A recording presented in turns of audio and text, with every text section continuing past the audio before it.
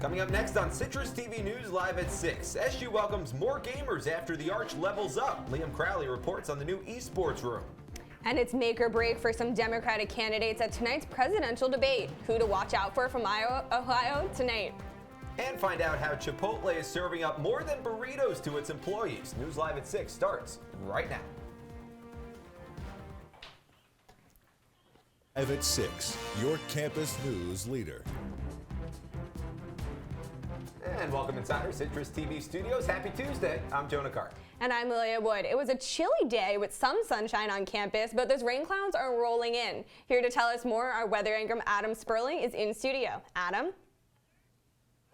Unfortunately, that's true, but let's take a little bit of a lighter look at today's weather right here, right now. It's 56 degrees and sunny here in Syracuse. It's also pretty dry out. Temperatures will be holding tonight in Syracuse. It's going to be about 47 degrees. There will be no rain just yet, but there will be some heavy winds, so expect a little bit of wind chill.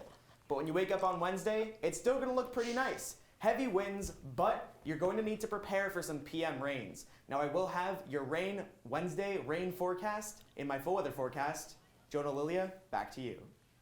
Thanks, Adam. The Barnes Center at the Arch has become a popular spot for students, especially for gamers. The sports room offers students free access to online games, consoles, and top-tier equipment.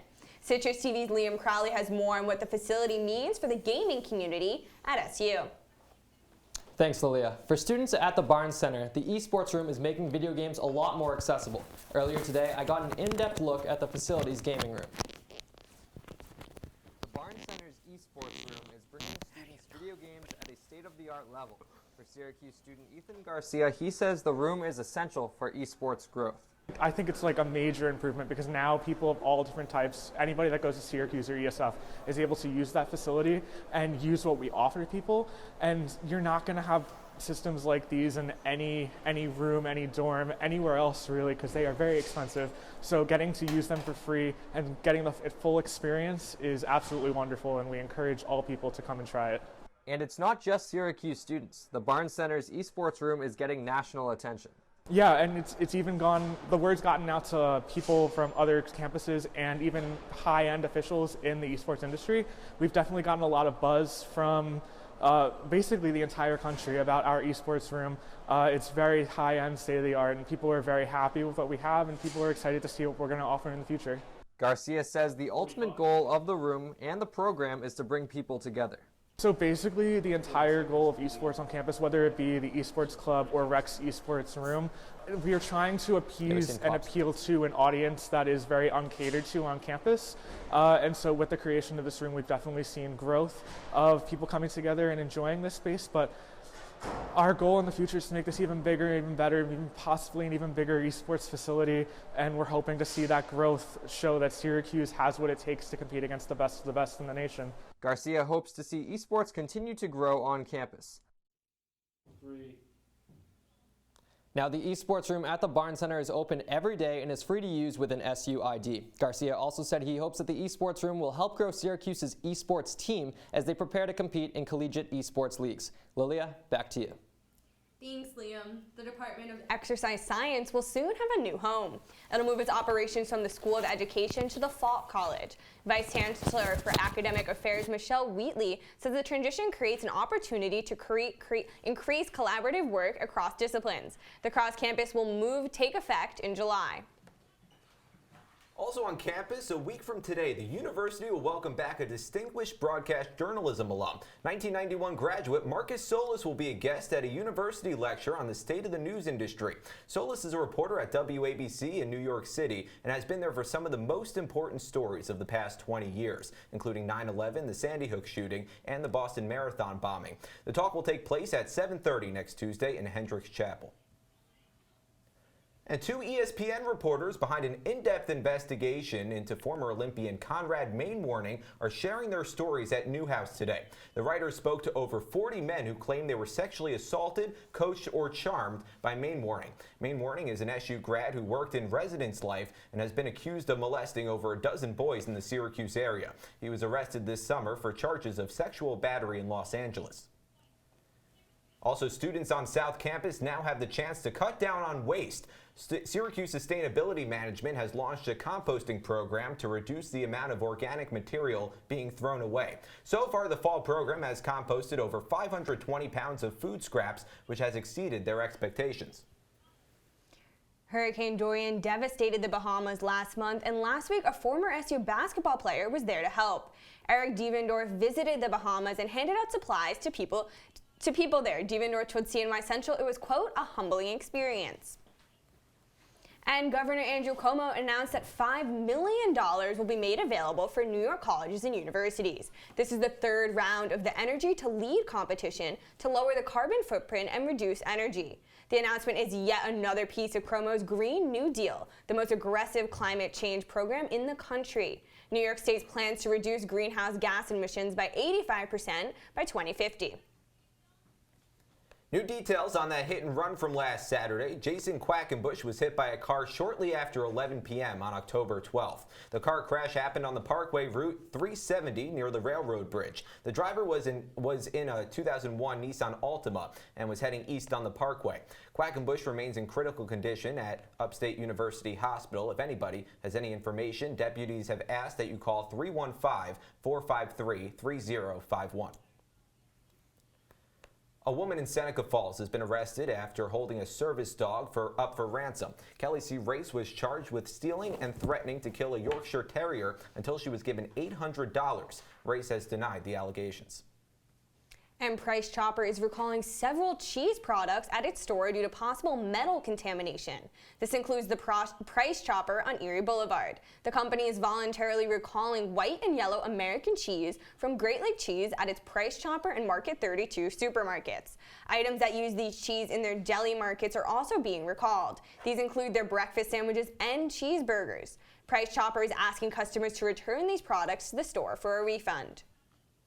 And phone systems for Onondaga County are back online after Verizon outage brought them down earlier today. County Executive Ryan McMahon tweeted to confirm the outage and also suggested to email a specific department to contact them while their phones are out. Emergency calls to 911 were not affected by the outage. A new poll suggests good news for Governor Andrew Cuomo. The poll has his job approval rating up to 41%. Even though that number is still below 50%, it's a net gain that in Siena College poll, it is up from 34% in August to 38% in September. Governor Cuomo is up for re-election in 2022. Coming up next, the impeachment inquiry against President Donald Trump continues. Do upstate New Yorkers support it? Find out next. And tonight is the largest Democratic debate in history. We'll tell you what you need to know. Keep it here.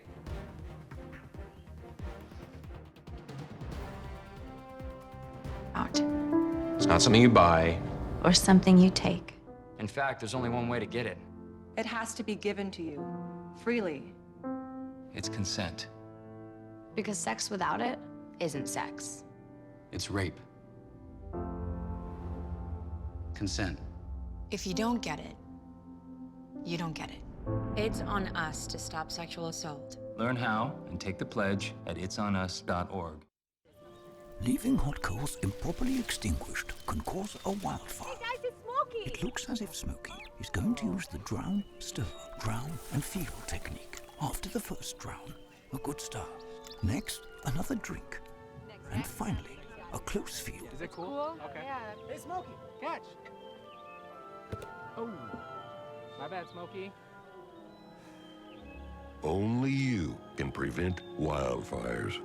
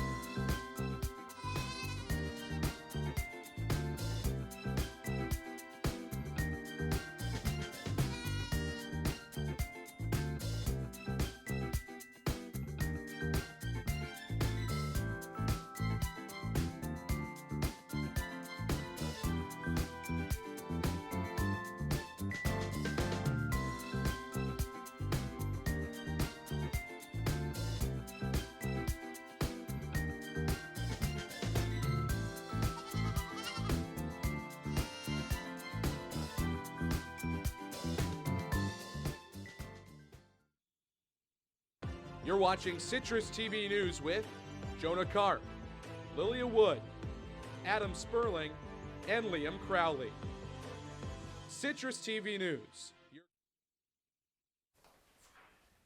Now to the latest on the impeachment inquiry against Donald Trump. The president's personal attorney, Rudy Giuliani, has sent a letter to Congress saying he does not intend to provide documents for the inquiry. Giuliani will also be parting ways with attorney John Sale. This comes on the heels of his two associates, Lev Parnas and Igor Furman, indicted last week for campaign finance violations. Advisors close to Giuliani are telling him to hire a criminal lawyer.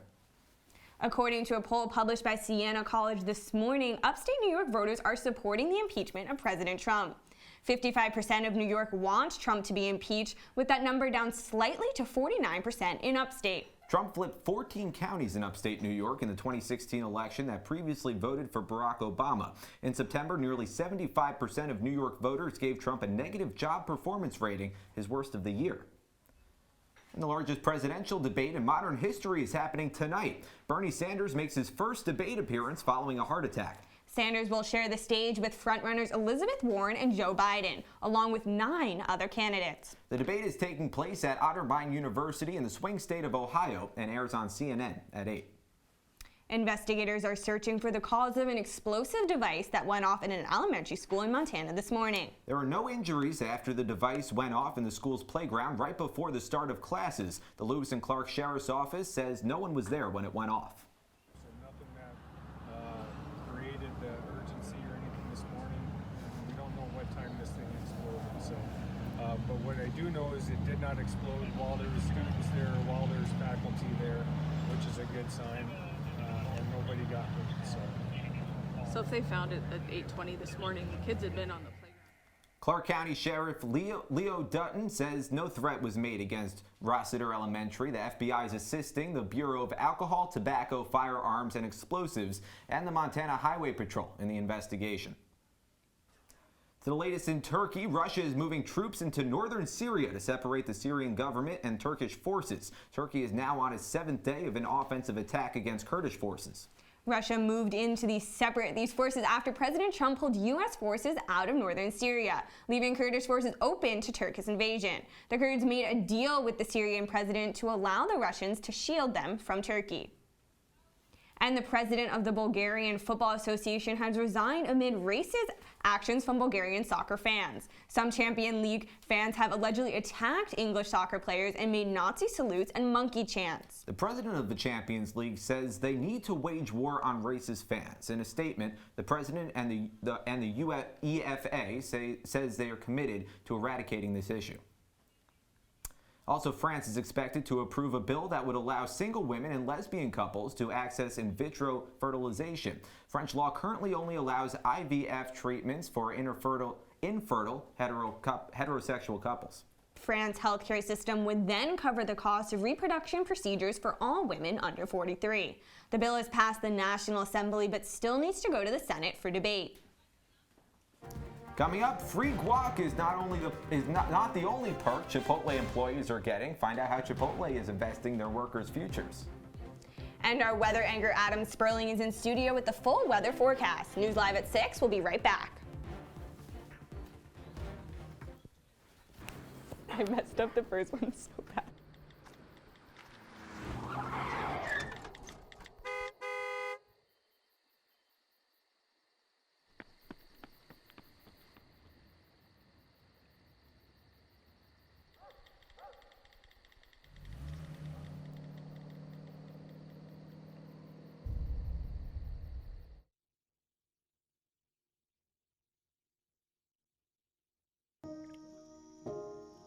This is the story of a boy who didn't talk for a long time. The boy liked things to always be the same. Any changes would scare and upset him. The unknown was an unfriendly place. The boy was very sensitive to lights and sounds. So he built secret hiding places where they couldn't get in. The boy didn't like looking people in the eye. He wasn't trying to be mean, it just made him feel uncomfortable. Sometimes he would flap his arms again and again. One day, I found out I have something called autism. My family got me help. Slowly, I found my voice and learned all the ways I could live with it better. Early intervention can make a lifetime of difference. Learn the signs at autismspeaks.org. If you see news happening on campus, in Syracuse, or across the nation, call the Citrus TV Newsroom, 315-443-1177, or tweet at Citrus TV News, your campus news leader. From the Citrus TV Weather Center, this is SU's most accurate weather forecast. Welcome back to Citrus TV News. Let's take another look at the weather right here, right now in Syracuse. It's about 56 degrees. Overnight, temperatures will hold at that about 50-degree mark, and winds will be picking up. But across central New York right now, temperatures are hitting that 55 to 60 range. Syracuse, Fulton, Rochester, all in that mid to high 50s range. Rochester and Penn Yan, we're seeing some clouds. Everywhere else, looking quite sunny.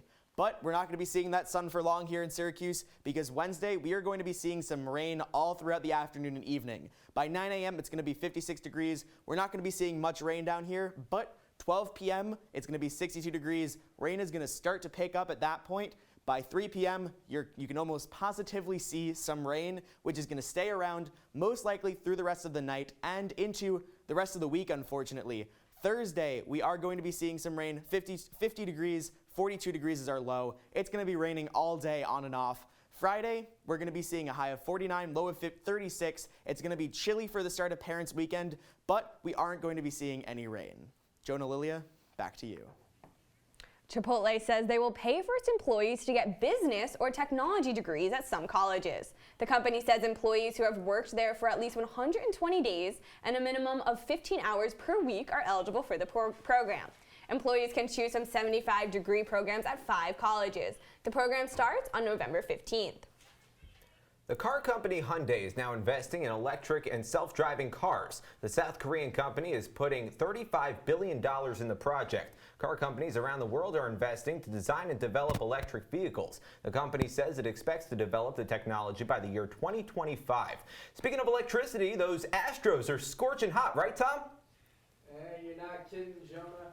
Coming up in sports, we're going to talk about those Astros and their big matchup with the Yankees today in the Bronx. We're also going to talk about the Syracuse men's soccer team coming off its biggest win of the year. We'll have Nick Kuzma live from the SU Soccer Stadium to explain how the team can repeat that success tonight. We'll probably have a lot to do with the team's new number 10, who had an award-winning match on Saturday. And, of course, we will check in on how the Bombers are doing in New York. Hey, look, it's those guys. Get some drinks! Are you good to drive? I'm fine. How many did you have? I should be fine. You should be. Go and step out of the vehicle for me. See ya, buddy. Good luck. So turns out, buzz driving and drunk driving, they're the same thing, and it costs around $10,000. So not worth it.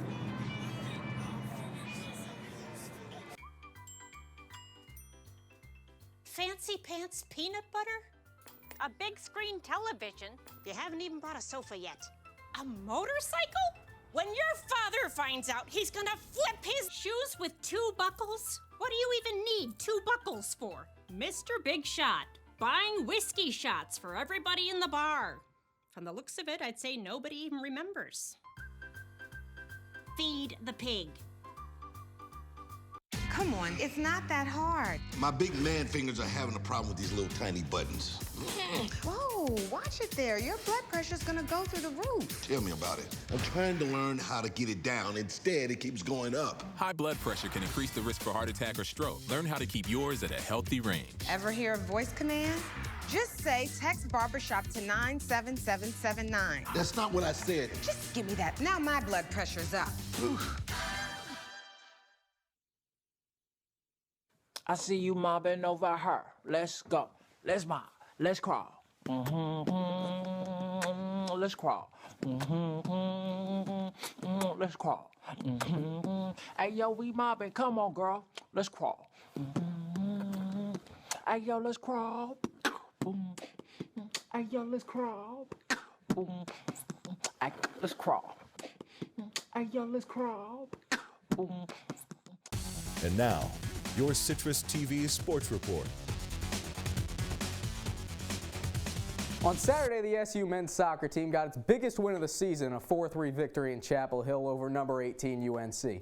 Tonight, though, it's not an ACC rival, but an old Big East foe for the Orange as they welcome UConn to the SU Soccer Stadium. And on paper, things should be a bit easier for the Orange after their last two matches, coming against two number 18 teams in Duke and UNC. Huskies coming off a 2-0 win over Cincinnati, but that was their first win since September 17th. They've struggled to a 4-7-1 record this year. But keep an eye on Jordan Hall for Connecticut, the senior forward from Manchester, pacing the Huskies with 9 of their 17 goals. And now, to help us preview the matchup, let's head down to the SU Soccer Stadium where our own Nick Kuzma is live. And Nick, I understand that it's pink night down at the SU Soccer Stadium. What's happening with the team today? Tom, like you said, tonight is pink night here at SU Soccer Stadium, and it promises to be a special night here in the building. Tiana Mangakahia, the women's basketball star for Syracuse, is expected to be in attendance, and every fan will be given one of these signs saying, "I play for," and fill in whoever has been affected for breast cancer. Tonight promises to be a very important night here in Central New York. Really an inspiring story there, Nick. And obviously Ryan Raposo, the star for this team, he has been huge of late, especially coming off that career day on Saturday against UNC. What do you expect from him in this one?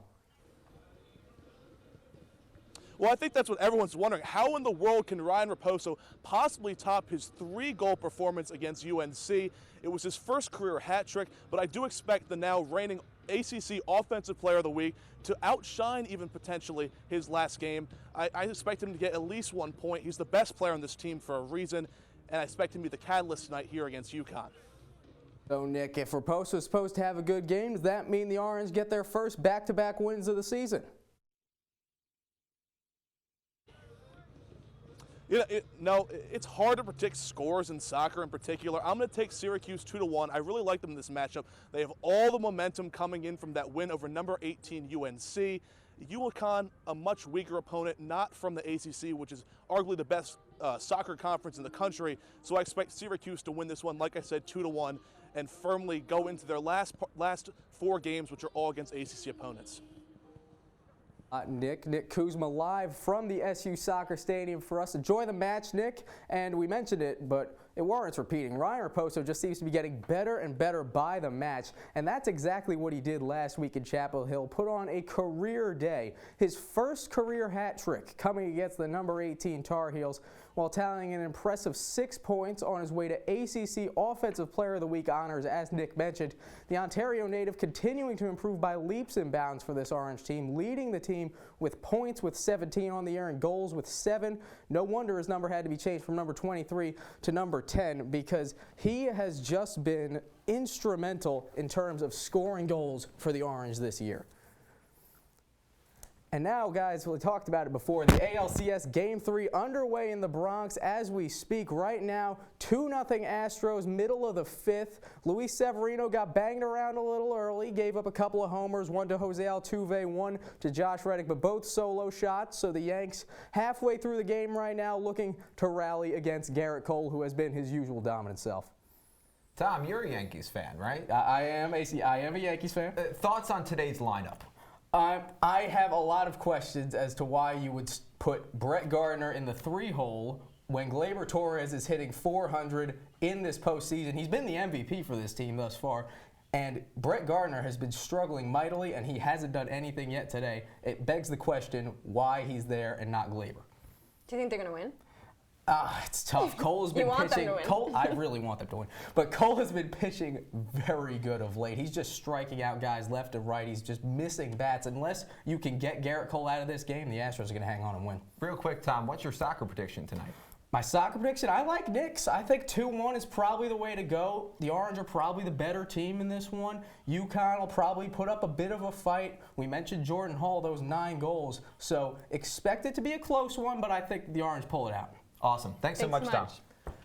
And when we come back, Adam Sperling will join us for a quick look at the weather for the game on Friday. We'll be right back.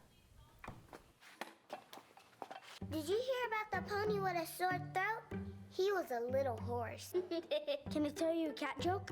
Just kidding. Why couldn't the Why was the basketball court all wet? Why? Because the players kept dribbling all over it. Where the cats go on vacation? New York.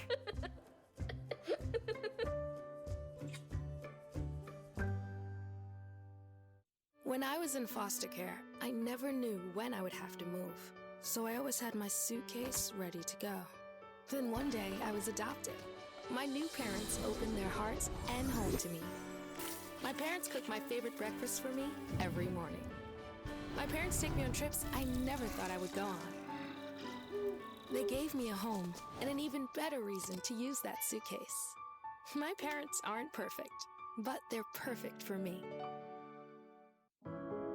Taking care of a family member can lead to plenty of questions. Fortunately, there's a place to get the answers, for them and for you. Find articles, tips, and tools from experts and others who have been in your place. The Caregiving Resource Center at aarp.org/caregiving. Here in studio. Hey, look who it is. It's Adam Sperling here to talk about the weather. Adam, big soccer game tonight. Absolutely. What do we have? Weather's looking pretty nice for the soccer game. You're going to want a couple of layers up there, but if we take a look at our slide, we've got weather at about 50 degrees by 8 p.m., but 7 p.m. it's going to be 55 degrees. It's going to feel 55, so you're going to feel really good getting into the game, and then you're just going to notice yourself slowly slipping into some cold temperatures. It's going to feel 47 by 8 p.m., 45 by 9 p.m., but for the rest of the week, temperatures are going to be dropping down to that 50 point. Thursday, high of 50, low of 43. Friday, high of 49, low of 37 with some AM rain. Saturday and Sunday are looking a bit better for that bulk of parents' weekend. High of 59 on Saturday, high of 63 on Sunday. Both are going to be great days, in my opinion. All right, Adam, it's kind of getting cold compared to what we were used to. I know we were talking about this a little bit before, but when do you predict our first snowstorm? I'm going to put it out here right now, November 13th. And if I'm right, I'll be the best meteorologist. And I'm not even a meteorologist. I'm marking my calendar now. I'm hoping it's a Tuesday. I hope you're right. Thank you so much, Adam. Thanks, Adam. All right, so the Rock and Roll Hall of Fame is ready to hypnotize voters with some heartbreakers and some people who will love you. The Notorious B.I.G. and Whitney Houston headline the 16-group ballot for this year's election. And you have the chance to send your favorite action to the Hall of Fame. Fans can vote on Google by searching Vote Rock and Roll Hall 2020 or by searching any nominee name plus vote. The new members will be inducted in Cleveland on May 2nd next year. You do a pretty good Whitney Houston impression. I'm not going to do it right now. I was shocked that she wasn't already in it, but she is my vote. You want to dance with somebody, Lilia? What do you guys think? Who do you think? Well, Jonah, I want to hear your idea. My idea for what? For who's going to win. Who do you want to win? Win the Rock and Roll Hall of Fame ballot? Oh, sure. well. Yeah. I mean, I think Whitney Houston, she's the OG diva, right? Yeah. Yeah. I think Whitney Houston has a pretty good shot. Also, I Will Always Love You, one of my go-to karaoke songs. That and I Want It That Way by the Backstreet Boys. Yeah, I think I'll be writing in Smash Mouth, potentially. If there's a write-in spot, someone let me know. Just got to go All-Star, the other ones, just a big Smash Mouth guy. Underrated pick, Thin Lizzy. Don't sleep on him. Underrated. Well, that's all the time we have for today. For more on all our stories, visit our website at CitrusTV.com or follow us on social media at CitrusTV News. For all of us here at Citrus TV, Adam Sperling, Tom Russo, I'm Jonah Karp. And I'm Lilia Wood. Have a good evening, Syracuse.